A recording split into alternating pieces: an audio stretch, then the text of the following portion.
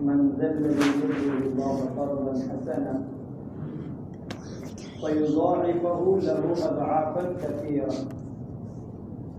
کہ اللہ کے خاطر اللہ کی راہ میں اللہ کے خاطر دیا جائے اور اللہ کی راہ میں دیا جائے۔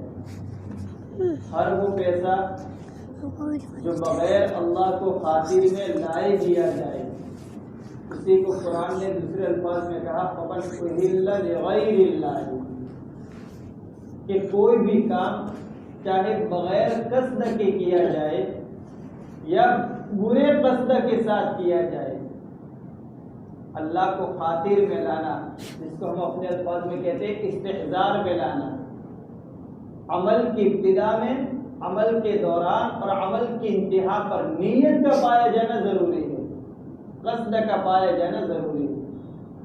اگر قصد ان تین جگہوں میں سے کسی بھی جگہ پر فوت ہو گیا، عمل اسی کے بقدر فوت ہو گیا۔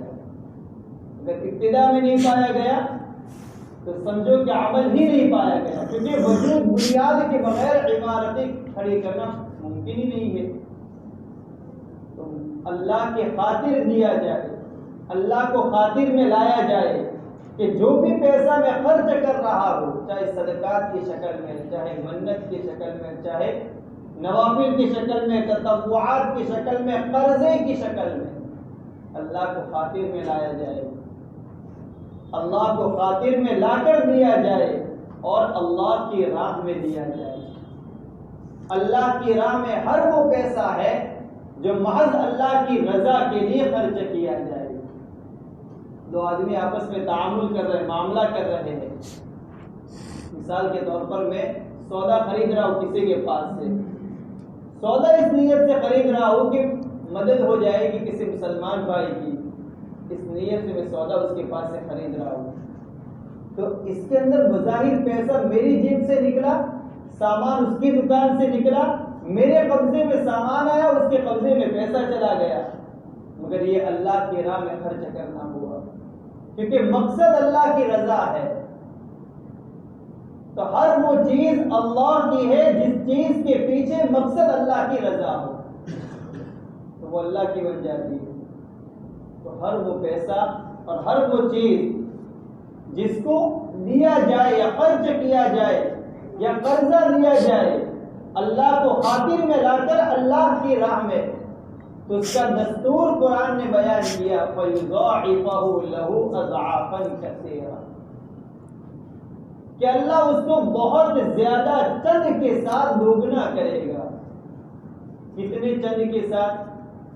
جیسے ہماری نیت، کسی کی نیت میں اتنی وسعت پائی گئی کہ سمندر کے بقدر ڈبل کر کے دیا جائے گا، سمندر کے بقدر ڈبل کر کے نیکیاں دی جائے گی۔ ایک صحابی دعا مانگ رہے تھے کہ اللہ مجھ پر اور اللہ کے رسول محمد صلی اللہ علیہ وسلم کو اپنی رحمت اتار دے، کسی اور پر نہیں۔ اللہ کے رسول نے فرمایا کہ اللہ کی رحمت کو سمیٹو مت، وہ بہت وسیع ہے، بہت وسیع ہے۔ تو اللہ کے خزانے کی ہر چیز وسیع ہے۔ تو ہم اپنی نیت کو نیت کتنی ایک ایسا عمل ہے کہ ایک ایک عمل کو 5 عمل بنا دیتا ہے۔ مثال کے طور پر مغرب کے بعد 2 رکعت سنت مؤکدہ، ویسے ہی ہم پڑھتے ہیں، 2 رکعت سنت مؤکدہ کے ساتھ ساتھ اوابین کی نیت کر لی جائے، پھر مغرب کے بعد 2 رکعت جو سنت مؤکدہ کے بعد 2 رکعت نفل ہے، وہ مغرب کی نفل کے ساتھ ساتھ اوابین کی نیت کر لی جائے، پھر 2 رکعت اوابین کی نیت سے پڑھ لو، تو مغرب کی 7 رکعت مکمل پڑھنے کا ثواب اور اوابین کی 6 رکعت پڑھنے کا مکمل ثواب مل گیا۔ کتنا آسان، ایک نیت، خالی زاویہ بدل گیا، ایسے دیکھتے تھے تو ایسے دیکھا ہم نے، ایک زاویہ بدل دینے سے عمل کے اندر پوری جان الگ پڑ جاتی ہے۔ بہرحال تو اللہ کے خاطر اللہ کے راہ میں جو بھی دیا جائے یا جو بھی لیا جائے فَيُضَاعِفَهُ لَهُ أَضْعَافًا كَثِيرًا۔ علماء نے ایک عجیب نکتہ لکھا ہے کہ اگر کوئی آدمی مستحق زکوٰۃ ہے، زکوٰۃ کا مستحق ہے، لینے کا مستحق ہے، اور کوئی آدمی زکوٰۃ نکالنے والا آ کر کے اس کو زکوٰۃ دے رہا ہے، یہ آدمی صحیح نیت کے ساتھ زکات لے رہا ہے کہ اللہ تیرا حکم ہے اس لیے میں زکات لے رہا ہوں، تو اللہ اس کے لیے بھی نیکیوں کو دوچند کر دیتا ہے، لینے والے کے لیے بھی اس کے مال کو اور اس کی نیکیوں کو دوچند کر کے اسے عطا کرتا ہے، خالی دینے والے کے لیے دستور نہیں ہے۔ تو خلاصہ کلام کہ اللہ کے خاطر اللہ کی راہ میں یہ دو نقطے جہاں پائے جائیں گے، چاہے اوپر کا ہاتھ ہو کہ چاہے نیچے کا ہاتھ ہو، دستور وہی ہے فَيُضَاعِفَهُ لَهُ أَضْعَافًا كَثِيرًا کہ اللہ دوچند کر دے گا، کسی کے لیے 70 گنا، کسی کے لیے 7 گنا، کسی کے لیے 2 گنا، کسی کے لیے 200 گنا، جیسے نیت پائی جائے تو اپنی نیتوں کو وسیع کریں۔ نیتوں کی وسعت تب پائی جائے گی جب نفس نیت پائی جائے گی، نفس قصد، نفس ارادہ پایا جائے۔ آج کل ہماری کمزوری یہ ہے کہ بہت سارے اعمال کے پیچھے مقصد ہی نہیں ہوتے، 2 رکعت پڑھنی، 10 رکعت، کبھی کبھی ایسا ہوتا ہے کہ تراویح کی 20 رکعت پوری ہو جاتی ہے، کہیں بیچ میں اور اوپر میں نیچے میں کہیں قصد ہی نہیں ہوتا ہے، نیت ہی نہیں پائی جاتی ہے۔ اس لیے مولانا رضی رحمۃ اللہ نے ایک جگہ پر لکھا ہے، میں بار بار یہ جملہ نقل کرتا ہوں حضرت کا، کہ حضرت کہتے ہیں کہ آج کل ہمارے قوم کی تباہی کی وجہ بدنیت ہی نہیں ہے کہ بری نیت کے ساتھ نماز پڑھ رہے ہو، بری نیت کے ساتھ درس قرآن سن رہے ہو، بری نیت کے ساتھ تلاوت کر رہے ہو، بدنیتی ہمارے قوم کی تباہی کی وجہ نہیں ہے، بلکہ بے نیتی بنیادی وجہ ہے۔ کوئی بھی عمل کوئی نیت ہی نہیں پائی جاتی، کہیں پر بھی نیوٹن 9 سال پڑھ کر فارغ ہو گئے، 5 سال پڑھ کر فارغ ہو گئے، کالج پر کالج کرنے کوئی نیت نہیں۔ یہ بے نیتی بنیادی وجہ ہے ہمارے قوم کی تباہی کی۔ تو نفس نیت پائی جائے گی تب جا کر نیت کا خلوص پایا جائے گا۔ اگر اصل نیت نہیں پائی جاتی تو پھر نیت کا خلوص کا تو دور تک سوال ہی پیدا نہیں ہوتا۔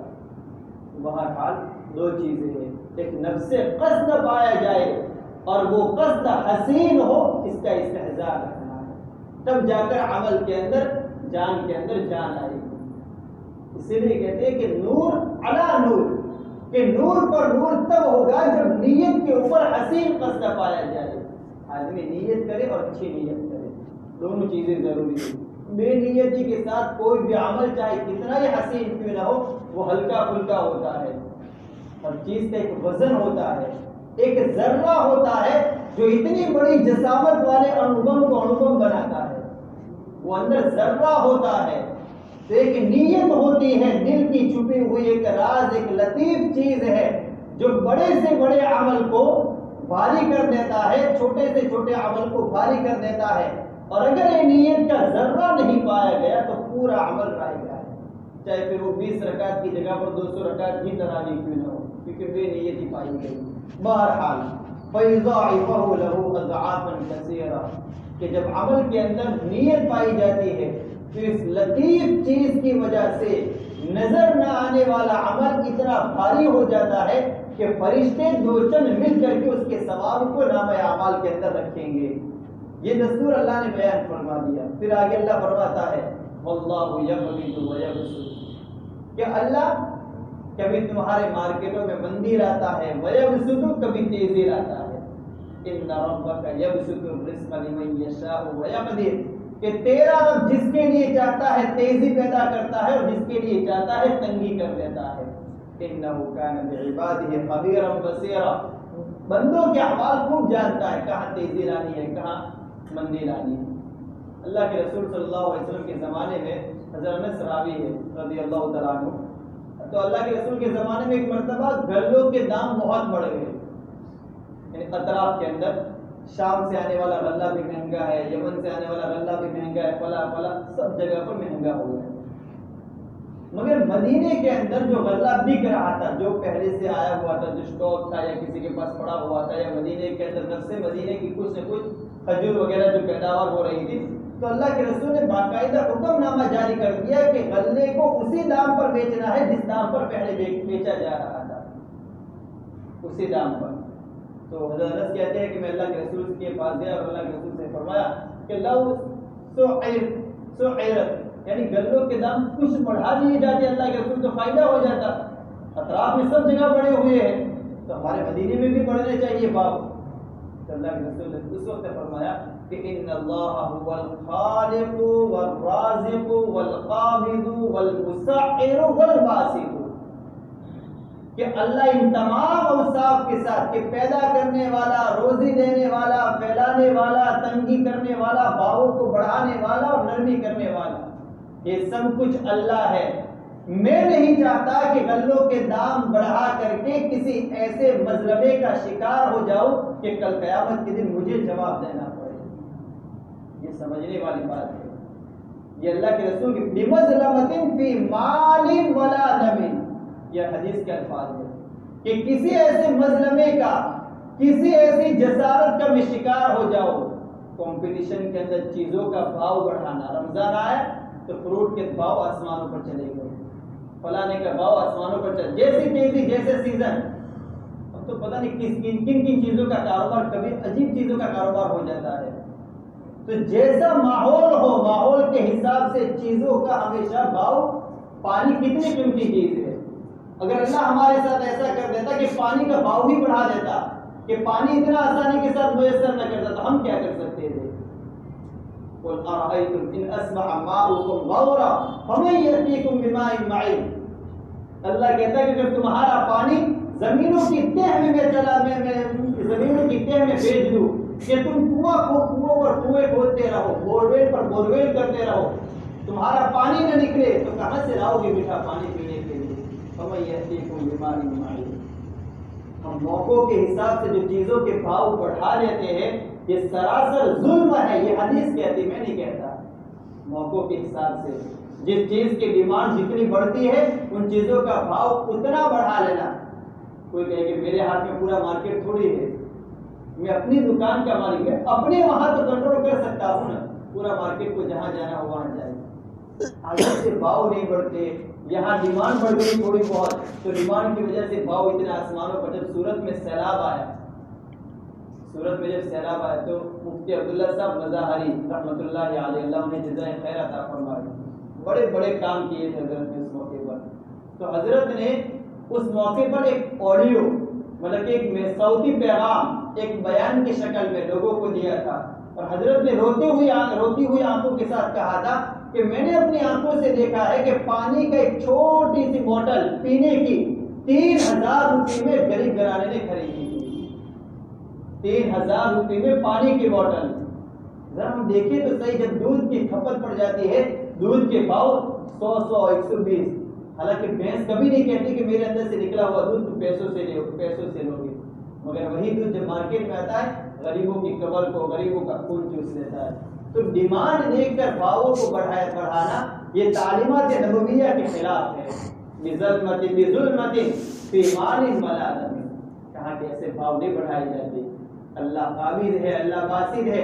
اگر میں بھاؤ بڑھانے لگا تو خود گویا کہ میں اپنی ذات کو کہہ رہا ہوں کہ میں قابض ہوں. یہ تو خدائی کا دعویٰ ہے. اللہ کے رسول نے اسی کو سمجھایا ہے کہ میں باسط ہوں. نہیں، اللہ باسط ہے، اللہ قابض ہے. کیا معنی باسط اور قابض کا؟ قابض کا معنی بالکل جس طرح پتنگ چگانے والے پتنگ چگاتے اور رسی کھینچ لیتے ہیں، تو مارکیٹ سے پیسہ اللہ کھینچ لیتا ہے، روزی کھینچ لی جاتی ہے، برکتیں ختم کر دی جاتی ہے. قابض اور قابض اللہ بنتا ہے بالعدل.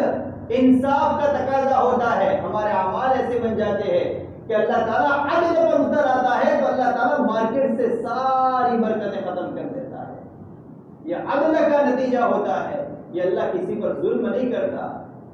یہ عدل کا تقاضا ہوتا ہے، یہ حکمت کا تقاضا ہوتا ہے کہ سارے لوگوں کو امیر بنا دیا جائے گا تو لوگ اس سرکشی میں اتنے آوارہ ہو جائیں گے کہ کبھی خدا کو سجدہ کرنا یاد نہیں رہے گا. القابض بالعدل والحکمہ، کہ عدل کے ساتھ اللہ قابض ہے اور حکمت کے ساتھ اللہ قابض ہے. والباسط بالفضل، اللہ باسط ہے، پھیلاتا ہے، ڈھیر دیتا ہے، مارکیٹ میں تیزی لاتا ہے. کیوں؟ بالفضل، اپنے فضل کی وجہ سے. ایک جگہ پر ایک حضرت نے لکھا ہے، وہ بھی نام ذہن سے نکل رہا ہے مگر یہ پڑھا ہوا ہے. کہا کہ اللہ تعالیٰ کی جو روزی کا جو نظام ہے، ہاں علامہ قرطبی نے لکھا، یہ گزشتہ سال میں نے پڑھا تھا کہ علامہ قرطبی نے لکھا ہے کہ جو روزی جو پیسہ کسی کے پاس کبھی تنگی آ جاتی ہے، کبھی وسعت آ جاتی ہے، تو یہ نسبتی چیزیں ہیں۔ نسبتی چیزوں کا مطلب کبھی کبھار آدمی سمجھتا ہے کہ میں تنگی میں پڑا ہوا ہوں، وہی تنگی دوسرے کے لیے وسعت ہوتی ہے، اور کبھی آدمی سمجھتا ہے کہ میں وسعت میں ہوں اور وہی وسعت کسی اور امیر کے لیے تنگی ہوتی ہے۔ تو حضرت نے آگے لکھا ہے کہ اصل میں اللہ کے یہاں ایک دستور، ایک قاعدہ ہے۔ دستور اور قاعدہ یہ ہے کہ اللہ تعالیٰ روزی اس کے لیے تب تک روکے رکھتے ہیں جب تک نا امیدی کے دروازے پر وہ نہیں پہنچ جاتا۔ یہ دستور ہے۔ کوئی آدمی روزی مانگتے ہیں کہ اللہ روزی دے دے، روزی دے دے، تو اس کے دل کو اطمینان ہو جائے، ایسی روزی اللہ تب تک روکے رکھتا ہے جب تک وہ دعاؤں کے ذریعے سے گویا کہ نا امیدی کے دروازے پر نہ پہنچ جائے۔ اللہ آزماتا ہے، جب اس دروازے پر پہنچ کر کے کامیاب ہو جاتا ہے تو اللہ اس کے روزی کو کھول دیتا ہے۔ اور اس کے برعکس کہ کسی کی روزی کو اتنا کھول دیتا ہے کہ اس کو کبھی مانگنے کی توفیق نہیں ہوتی، تو علامہ قرطبی نے لکھا ہے کہ لکھ کر رکھ لو، قرآن کی آیت کی پھر اس کی آیت بھی بیان کی ہے، لکھ کر رکھ لو اس آدمی کا انجام بری موت کے ساتھ ہوگا۔ کسی کے پاس زیادہ پیسہ آ گیا، کبھی اللہ کے سامنے جھکنے کی توفیق نہیں ملتی، حتی اذا اخذنا مترفیہم بالعذاب اذا ہم یجأرون، ایسی موت مرے گا کہ وہ جرأت کے ساتھ دنیا بکتے ہوئی اللہ کے دربار میں جائے گا، یعنی ملعون بن کر جائے گا۔ بہرحال یہ سمجھنے والی چیزیں ہیں۔ اللہ القابض واللہ الباسط، اللہ قابض ہے، اللہ کبھی تنگی پیدا کرتے ہوئے تو ہم یہ سوچے کہ اللہ نے میرے ساتھ انصاف کیا ہے اور میرے ساتھ اللہ نے حکمت کا معاملہ کیا ہے، اور زیادہ پیسہ آ جائے تو ہم یہ سوچے کہ اللہ نے مجھ پر فضل کیا ہے مگر مجھے ان پیسوں کے ذریعے سے اللہ کے راہ میں خرچ کرنا ہے۔ کیا کرنا ہے اگر تنگی ہو جائے، وسعت ہو جائے تو کیا کرنا ہے، وہ انشاءاللہ وہ ساری چیزیں آئندہ قسط میں بیان کی جائے گی۔ درود شریف۔